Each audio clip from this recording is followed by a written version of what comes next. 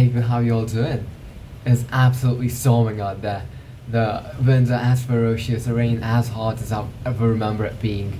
It's insane. It's absolutely insane. Everything's just shaking and very cold. Yeah, fun stuff, fun stuff. I was just outside dancing in the rain, or wanted to. I mean, dancing in the rain, does it ever get better than that?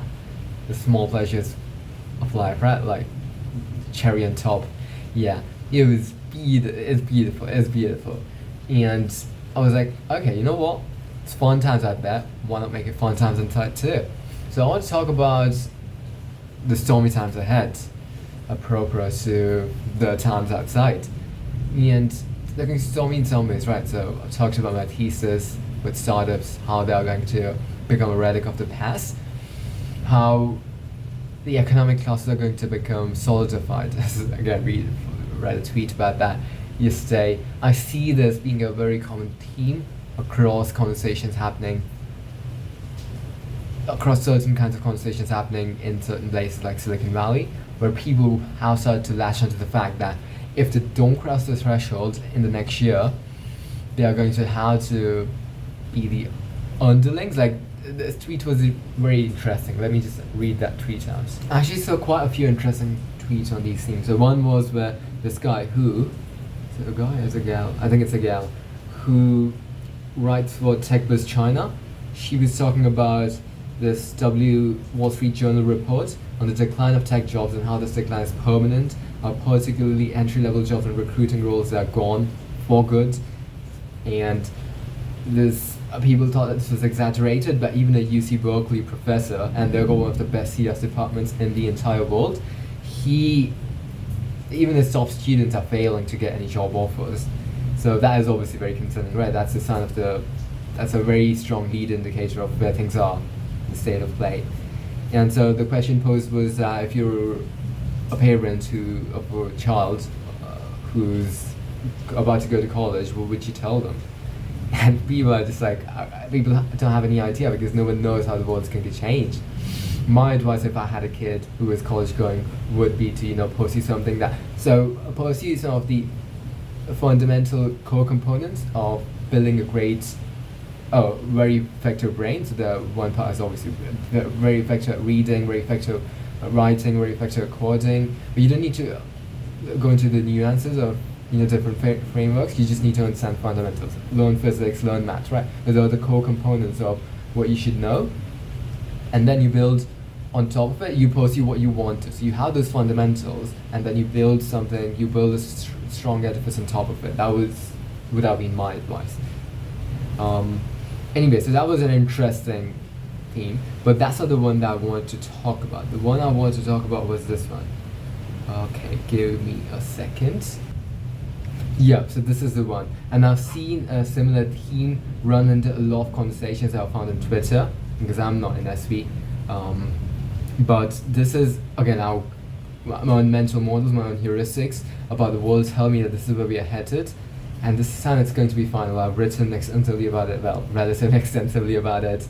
I've talked about it over here. But yeah, so the tweet says that we are in the last instance of a social mobility before class distinctions solidify into a set of production-owning aristocracy and well-fed but aimless underclass. Everyone intelligent I know is aware of this fact and is trying to move into the upper class before the window of opportunity closes. I have so many things to pick apart here, so many things to talk about. So again, we've talked about many of these things, but this just seems to me very self-evident, this prediction. I think there are overwhelming odds that this happens, right? Where people who've got resources, they can still build companies in the future, but you won't be able to get from nothing with a brilliant idea because everyone will have AGI in their pockets, right? So if intelligence becomes commodified, how do you actually have an edge in that world? You don't. The only edge that you can then have is resource, because resources are the fundamental limits. Will be the only fundamental limits in a way. So, yeah, so there are people, according to this person, and this person, I think he or she lives in Washington, D.C. and Singapore, so lots of wealth in those two places, right? And so the circles that she moves around in, she's noticing this trend that people are pressing the foot on the accelerator, that they need to actually cross the chasm, they need to actually cross the threshold in the next year. So my assumption is that Asia is imminent, it's going to happen. Like Arwen Allpraise, I tweeted this with, what did I quote tweet this with?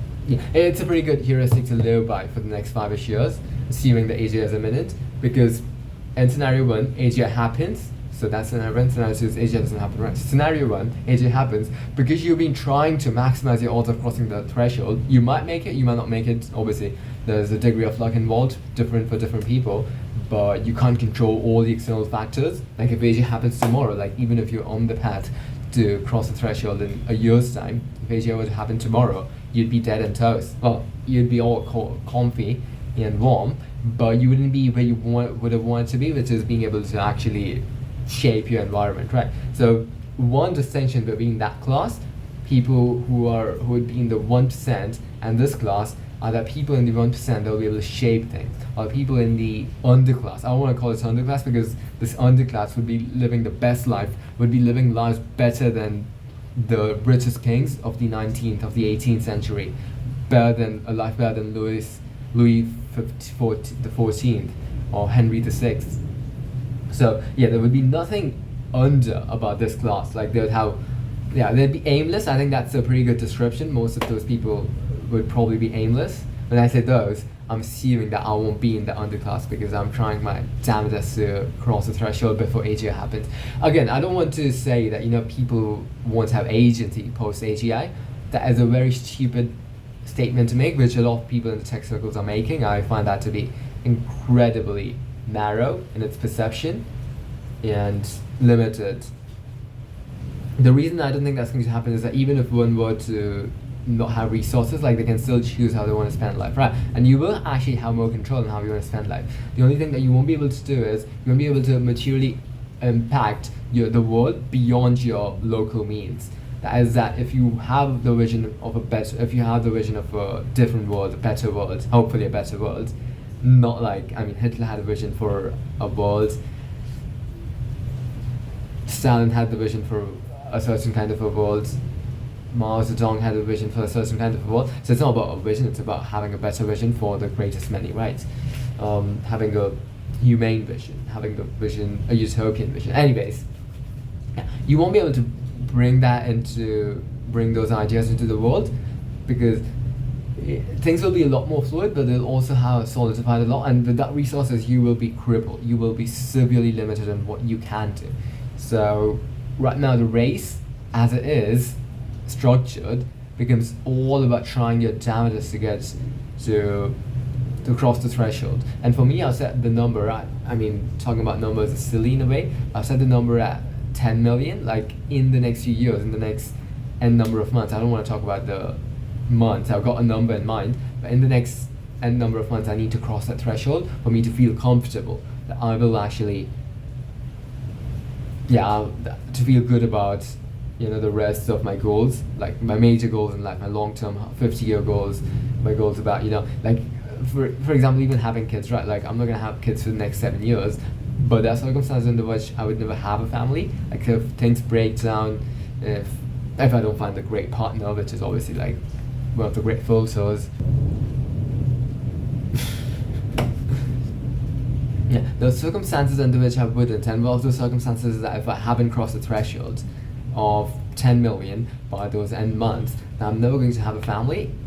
And the reason for that is I've got a certain vision for the kind of life I want to give my kids, and if I can't, it'd be pointless for me to do that. Like I want to have kids just for the sake of that. Like I'm just don't roll that way. There are reasons for why I want to have kids, and that requires me to build that kind of a life. I'm not saying that I can't give them the most important thing, love, even if I'm in the underclass, but that is not what I would want to do. So if I want to have two of the most important things to me that matter to me, my long-term goals and having a family I can love with the deepest devotion, and so with the highest commitment, and those long-term goals I mentioned, some of them are 10-year goals, some of them 20-year goals, shaping the world into a better version of itself, building the kinds of institutions that I have in mind, building the kinds of companies that I have in mind. Both those goals are the most important goals for me. Like those are the reasons why, in a way, my rise in Tatra. And if I don't cross the thresholds, I'm toast, right? I can't achieve those goals. So that'd be a tragedy. That'd be an absolute tragedy. And so it'd be, yeah. So that's that, right? Let's put a pin on that. Yeah, so let's put a pin on that for the moment. I mean, we were not even supposed to talk about that. Well, the reason I want to talk about that is, I guess I talk about that all the time because I need to internalize the urgency of the matter.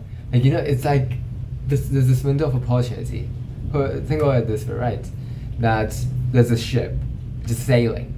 And it's not a ship that's just going to sail to another continent. This is a galactic ship. And it's going to go from Earth to some distant galaxy, like billions, trillions, quadrillions of light years away. And this ship is a one-way ship. It doesn't turn back, it doesn't slow down, and it's traveling close to the speed of light, so 0.999 c. Right? So there's nothing that you can, and it's the fastest thing in the universe. There's nothing that you can build, there's nothing you can do, nothing you can invent to go faster, catch it mid-flight, flight. What would you call that thing? Like, do we even have a term for that? Yeah, like when the spaceship is in the middle of its trajectory from point A to point B, it's not, I mean, we call it flight because it was an extension of, aeroplanes, but we need to find a better term for it, like in the more appropriate term. Flight just doesn't cut it, literally. Right, so there's nothing that you can do to catch the ship, right? But on the ship, you got all the versions of your future self, the good versions, right? The versions that the good versions, the versions where you actualize your desires, your drivers, your goals, right? All of those versions where you got, for example, your future self, the perfect future self that you are building towards, you hope to be building towards. You got your family on board. You got those long-term institutions, long-term goals on board, right? So that's the ship. But you need to catch it. Now, you don't know when it's leaving. You know it's leaving sometime in the next 1 to 5 years. And if you don't catch it, all of it's gone, right? You know that if you don't catch it, you're going to have to subject yourself, and subject is the right word here. You have to subject yourself to an existence that you did not have to accept. But because of, not pushing hard enough, because of not really leaving it all out there in that span of time, you have to put up with it. So those are the stakes, and I think that'd be the perfect metaphor for how I think about these present moments, these present climbs. Yep. So that is that. Now let me talk about what we wanted to talk about at the start, which is the future of startups. So I talked about, the destruction of the number of startups. I haven't gone into how these startups would operate. And considering I'm building one, and considering the fact that I want it to be lean, I want it to be ready for where the puck is heading, ready for the world of AGI, but we've got these lean teams. We are going to work with AI agents. Most of our workers will be AI agents, millions and millions of really, really smart AI agents doing a bulk of the work. And then, so I want to talk about the specifics of and Sam Altman, he's got this running bet in his group chat with his fellow billionaire CEOs where they talk about when is the first $1 billion startup going to come about. And his prediction is in the next, I don't remember his exact prediction, but he says that it's going to happen in the next year. I don't think that's going to be the case. So there are two scenarios, right? It would have to be either bootstrap, it would have to take on funding. I don't think it's going to happen through the funding route. I mean, it could if you take someone like, I don't know, the worst example, but the WeWork CEO, Chase Newman. I think Newman is the name, right? If you take him, then he's the worst example. If you take a trusted CEO who's built a great company, sold it for more than $1 billion, I don't know, take Brian Chesky, right? Brian Chesky decides that, okay, I want us to try something else. There's this idea I've been wanting to work on for the longest time, but obviously Airbnb happened and I had to focus on it, but now it's time for me to move on. He finds another CEO, and then he goes on to do his own thing. And if that's the case, and because he's got these relationships with the elite tier one CE VC firms, then they probably would be willing to invest and then raise the value, get the valuation up to $1 billion right in round one, right? And we saw that with, I mean, the best example of this is that $1 billion safe super intelligence company whose only product was going to be super intelligent, and they had like a few people when they started out. And then we saw this example with the, what's the name of that company, the French company that's been building Mistral, obviously. Mistral, a few employees, I think 3 people, they were able to raise $113 million at, the valuation was like less than 300 million, but like you can extrapolate this, right? Like you get, those people were very young, like you can get a second time, third time founder who's sold $1 billion company or IPO'd it, and then I take Elon Musk, right? I mean, if he decides, okay, I want to start a company in the space of, I don't know, I mean, he has his hands in most of the major industries. VR, I think VR is a good example. I don't know. Yeah, but let's just take that, right? The specifics don't match as much as the point, as much as the essence, which is that there are people who can raise at more than $1 billion, and so technically they would be the first $1 billion CEOs. What we are talking about here is people who don't have those kinds of credentials and are starting out from scratch, but they build a product so quickly, like one person or 2 people, and they gain a ton of traction. Maybe they have distribution because of, I don't know, like they could be huge YouTubers or Instagrammers or whatever, right? So they got a huge audience and they're able to build the products using AI in a matter of a week and launch it and get millions of users in a few months, like ChatGPT, 100 million users in 5 days, right? So if you can imagine a killer LLM use case, like, I don't know, character AI is another example, right? If I had the example of the killer use case for LLMs, then I probably would be building that. Well, I think I have it, and I think we are on the right track. But leaving that aside, so I think we could easily have a $1 billion startup tomorrow, but from people who haven't built anything before, but who are smart, who are ambitious, who are really driven, and who understand the nuances of business building, successful business building. So yeah, that could happen tomorrow. But I want to talk about how could these work, right? So businesses, they've got certain functions. So one is obviously development, well, the ideation, then you go to the development, well, ideation, then planning, and at a larger company, all these structures, they are components, they are led by different teams, right? When a startup is like 1 to 2 people, everyone does everything. But when it's like 100 people, more than that, then there are specific teams for specific functions, and then teams that cater to these teams, right? Meta teams, in a way. Yeah, like HR could be considered to be a meta team in a way, because it caters to every single function of the company. So we could imagine that there's the AI agents who've been trained on finding the best ideas, refining those ideas, sending them into a pipeline of planning, like what are the features that we want, who are we building for, what would our marketing strategy be? Well, that actually would be the next step after this. But who are we building for? Why are we building this feature? Why does this feature look like this? Why does this feature have this? Why does this feature not have? Why does this app not have this? Right? So those kinds of things, performing millions of iterations, the kinds humans would never be able to do. So having a ton of AI agents being supervised by someone who's super smart, a human who's super smart. So that could be just one person, and then that person now works with AI agents who are specializing in development, right? So native development, iOS native development, Android native development, etc. Right? And then launching, deploying, again, AI agents who work with all these systems, all these tools, all these workflows, and then AI agents who can write high quality content, distribution, figure out the SEO stuff, figure out other ways like contacting the highest likelihood influencers or distributors that might potentially be good partners. So there'd be tons of AI agents doing that work, and then at the end of the cycle we'd have AI agents who are, I think the marketing would probably be the last one, right? Yeah, because if you don't have any human, then you don't need to worry about HR, or you don't need to worry about any of that. Yeah, so you've got these AI agents, and people are working on all of these different AI agents that specialize in function A, ideation, function B, planning, technical planning, product specs writing. Like there's this company, I think Craftful, which has been doing that. There are tons of companies that have come across PM Diego that replaces their product manager what does the product manager do, right? So they try to get the best ideas from the world, they innovate, they act as a funnel, and then they write the specs for those ideas. How do those features come about?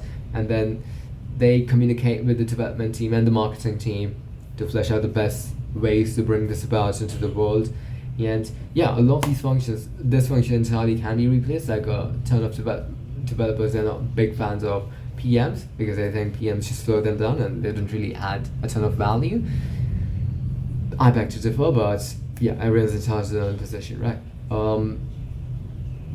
Some people say that PMs are going to go the way of the dodos very soon. Some people say developers are going to go the way of the, PMs say developers are going to go, PMs say developers say PMs are going to go. So yeah, it's going to be interesting. I mean, both of them are going to be true to some extent. And depending on the context, one of those might be more important, right? For example, if you're building a product in which taste is something that matters a lot more, then you probably would want a high quality PM. If you are building a product in which the technical nuance matter a lot, then you probably want a high quality 10x, 100x developer, right? So that'd be that. So that is how these companies might work in the future. Can you hear the thunder?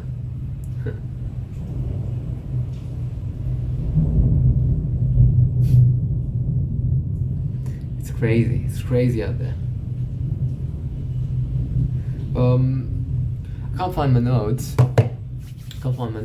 but yeah, I think it would be this would be interesting from many different perspectives, right? Because if these things actually, people focus on just being able to build $1 billion startups, but what we got to focus on, this is what I was writing about in my blog post.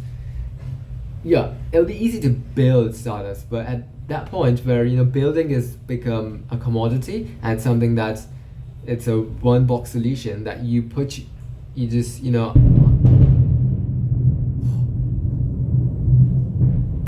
crazy, mate. Wow. Yeah, if building becomes insane.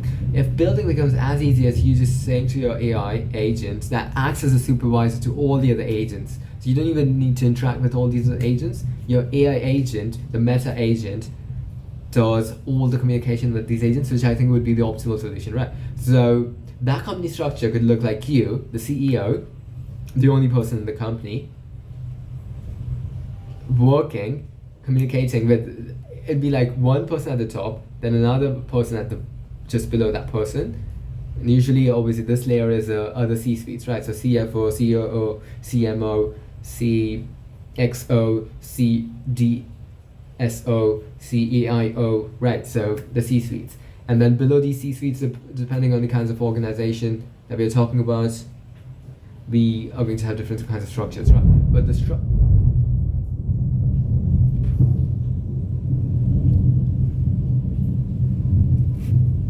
structure for the companies of the future could be you at the top, another person, which is an agent, meta agent, that just below you, and then all the other agents working together in different departments, like development department, research department, design department, marketing department, customer service department, right? And all these agents would be communicating with the meta agent. The reason it would work, it would be so clean, is that meta agent is not constrained like a human is, right? So it can filter, it can take in as much information as it needs, so from all these different sources. And all these different sources, they don't have to relay all the information that they are working with, all the data that they are working with, they only need to relay the relevant information. So I think that would be the optimal company structure. And so you've got that structure, and then what do? You basically just supervise a high level. So you put the thread that was this one. So you say that, okay, I'm interested in solving this problem for this just solving this problem, right? So let's pick an example. I'm interested in solving the problem of not having, we're talking of high level problems at this stage, because most of the low hanging fruits and most of the medium hanging fruits will have been picked right off. So unlike being bored, let's pick that as an example, like it's very generic, very meta, and there are so many solutions to this, so you can converge at this solution, at this problem from so many directions. So don't think this is the optimal. Sure, you can do this. You can. I think it'd be so. A company's mission could be to reduce the boredom in the world, and some companies do this, and then they, in some way, right? I mean, the function of social media apps is to reduce boredom, but you could explicitly design a system, a company whose mission and whose whole prerogative, whose whole purpose is to reduce boredom in the world, or to reduce loneliness in the world, or to reduce mental health issues in the world. That'd be an interesting kind of a company. I think that's interesting. I hadn't thought about that. But you could increase the scope of what your company is trying to do. Yeah. So instead of just focus on this tiny vertical that startups have had to do, I need to write about this. You can increase the scope radically.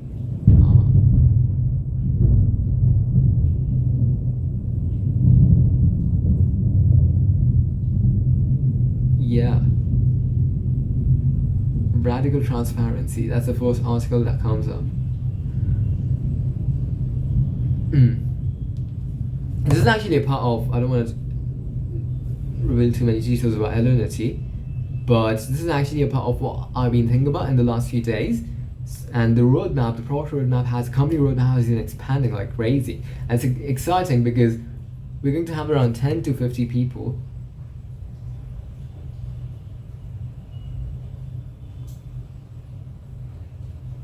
once it's sold.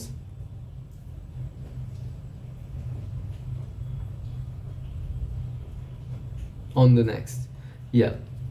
So that'd be an interesting way to work, right? I was thinking about these top companies or even medium-sized companies with hundreds of thousands of people. A lot of these companies are very inefficient, and that's fine. It's actually a good thing that they are willing to be inefficient, because if everyone's trying to be as efficient as every company is trying to be as efficient as possible, then our unemployment numbers would be really high. Like in the US, any country you pick, if every company was, pick UK for example, right? There are people who are employed to walk on the train stations, just sit there. There are people who are employed to run driverless trains, drive driverless trains. There are people who are, and they tried to get these people, like these people are paid $80,000 a year, right? And for the UK, which is a very poor country, that's become such a meme lately, the UK. I've been seeing this theme on Twitter since so many months now, that UK is a poor country masquerading as a rich country. The UK, if you remove London, is as poor as Mississippi, which is the poorest state in the United States. And there's a huge gulf between the poorest state in the United States and the richest state in the United States. So that tells you just how poor the UK must be, and it is actually. But anyways, jokes aside, well, half joke aside, you could replace a lot of these people, a lot of people in a lot of companies. I noticed that with India especially, but with India obviously it's a special case and not case, because if people were trying to be as efficient as possible, there'd be a revolution on the street. There'd be blood on the streets. So for some countries with massive populations and not enough jobs, being inefficient is a way to keep social harmony and keep some level of social order, right? Because if people don't have anything to do, they are going to, yeah. So it's a good thing. This is in a way a good thing, just for maintaining social. It's not a good thing from an economic perspective for that company, but for some reason it works, right? But if you're trying to build the best company of the future, like if you want to build a company that wins on every single level, if you're building a company that is very ambitious in what it wants to do, which LNT is in all sorts of ways, then you can't have that. Like, not anymore, right? You could have been a Google, you could have been inefficient as Google is or as Amazon is, and still won big as they have.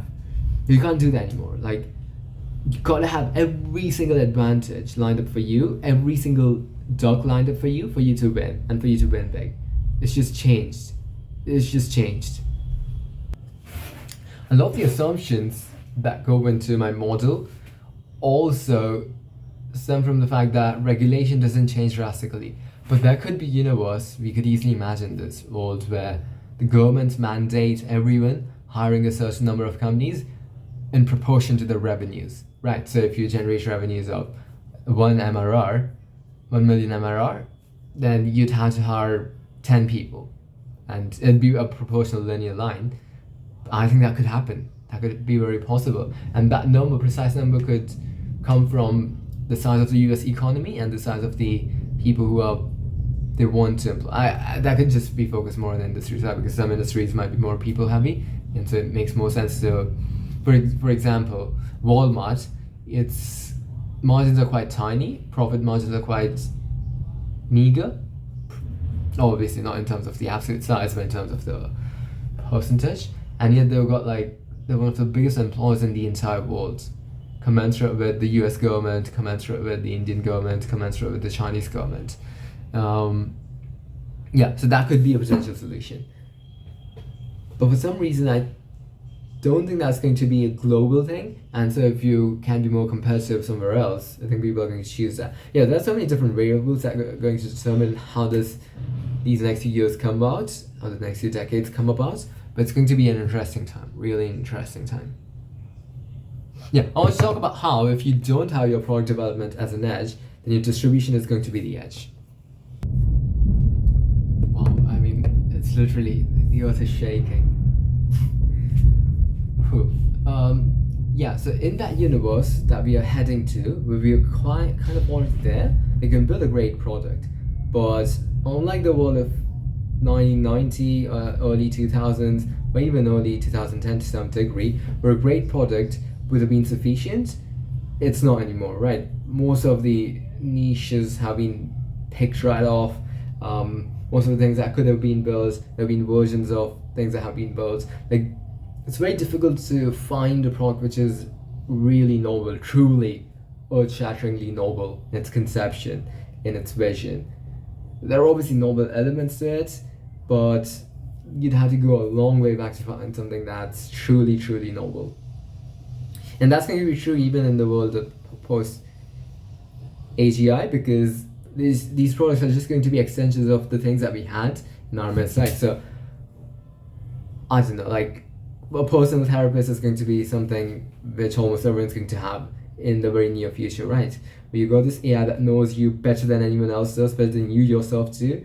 It's even is connected to a BCI if you're using it, so it can even understand you at the level that you simply are not conscious of. It can take in the cues of, your body language, your expressions, facial expressions, etc., to be able to understand what's going on to the level that you never would be able to just be able to give you the best words, the most optimal words to get you to do what you want to do, right? What is therapy in a way? It's to remove and I've actually been writing about this.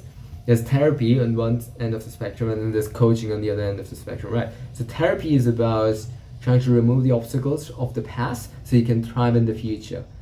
Put another way, we all carry baggage because of past experiences. We carry patterns. We carry things which can sabotage us, which can impede our progress, which can sabotage our relationships, sabotage our happiness, right? So what therapy does is it allows you it gives you this context where someone asks you these questions which have been designed, again, based on your personal context and based on how the conversation has gone. So all of those are a very important part of that process. So it's not just the words in the vacuum, because if someone just gave you those words in the vacuum, then you still wouldn't move the needle substantially, right? It's the words which follow all the previous instances of you being vulnerable in that environment, and thus you being more open to you're making your brain more neuroplastic in that moment while you're on the couch, which makes you more open to change. And then you hear this question, which is phrased in a certain way, very expertly, very adroitly, and you get to thinking, interesting, never thought about it from that way. I think that's a problem. And then you incorporate that insight into your life, and then hopefully over time, because insights can be instant, but change usually takes some time, right? Like, change can precipitate in a second, but for it to solidify, that takes time. Like our brains are neuroplastic, but the neuroplasticity still takes time for it to eventuate. So yeah, so we could have that. We could be likely going to have these personal AIs that would never have been possible pre-LLMs. So forget about LLMs, pre-AI, pre-AGI level AI, right? Because the thing that we want the most from our therapist. Oh yeah, I was talking about the distinction between coaches and therapists. So coaches are therapists that, yeah, they help you remove things from the past, the baggage, try to make sense of the past, so you can lead your life more effectively. And then coaching is moving you to a positive vision. For example, there's this goal you want to achieve, there's this person you want to be. And coaching is about positive reinforcement. It's again about unlocking behaviors that allow you to go to the next level, and allowing you to tap into the flow state, tap into peak performance, into peak experiences whenever you want to, and training those kinds of muscles. So it's about moving towards the beautiful, while therapy is more about moving away from the, you could call it the harmful, you could call it the detrimental. Yeah. And so we'll probably have these AIs who are going to, in some context, be our coaches, be in some context, be our therapists. But that, and there are things that we want, right? Like faster than sound travel, and other modes of travel that, you know, that are absolutely revolutionary, different types of robots, etc. But a lot of these things have either been thought of in science fiction books, literature, or in people's minds, right? That hardly, I mean, it reminds me of a statement that the US patent chief officer made in, I think, the year 1910, or Lord Kelvin made in the 18th century, where he said that all of physics has been solved, and the patent officer said that all the things have been invented. And how wrong were they, right? But at some point in time, people talk of singularity as where the rate of progress is going to go exponentially, it's going to be infinite. That I don't think that's how it's going to pan out, because of fundamental limits of resources, right? Everything has to be built on top of physical reality. Even digital worlds, virtual worlds, have to be built on top of a digital reality. So you can't just scale these things exponentially, unless you are exponentially scaling up energy and you're scaling up compute requirements like GPU clusters, etc. So that's not how it's going to pan out. Like, a lot of people live in these sci-fi bubbles. But yeah, going back to the point, yeah, so at some point,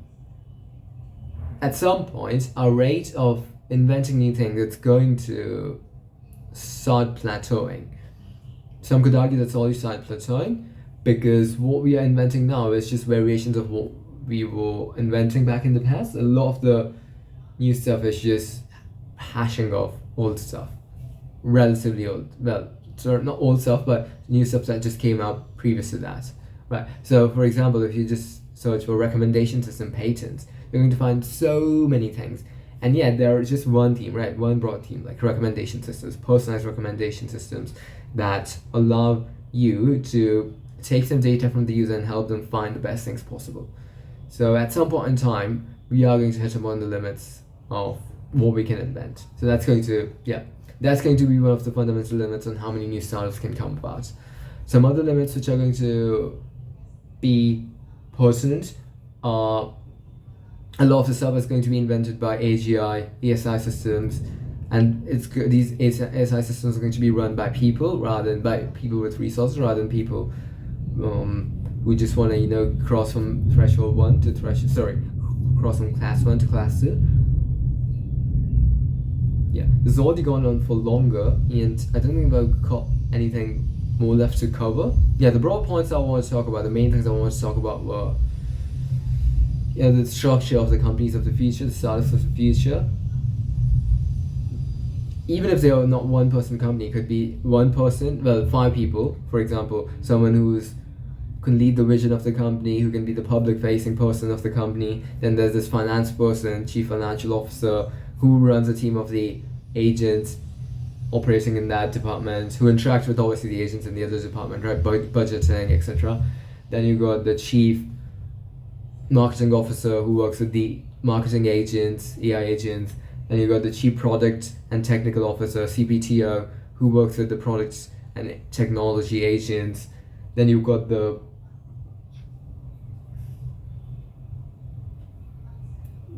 does that leave us with? Yeah, I guess that'd be the most of it. Then if it's a hardware product, then maybe the chief operating officer who works with your hardware partners. Yeah, and even that could be interfaced with AI agents to make the communications more streamlined. Yeah, so we could have a team of, let's say, 3, 4, 5 people, and this could be like a $10 billion company with 4 or 5 people. So I think that, again, it's a possibility. It's a possibility. I don't know. Again, there had to be things like no regulation on how companies have to be structured according to the revenue. But yeah, if those regulations are not put in place, then I think this is almost an eventuality, almost an inevitability. Yeah, I think we pretty much covered everything I wanted to. It's already gone on for longer than I wanted to, so I'll cut it short at this point, or cut it long. Yeah, I'll catch you guys soon again. Thanks for the time. Bye bye.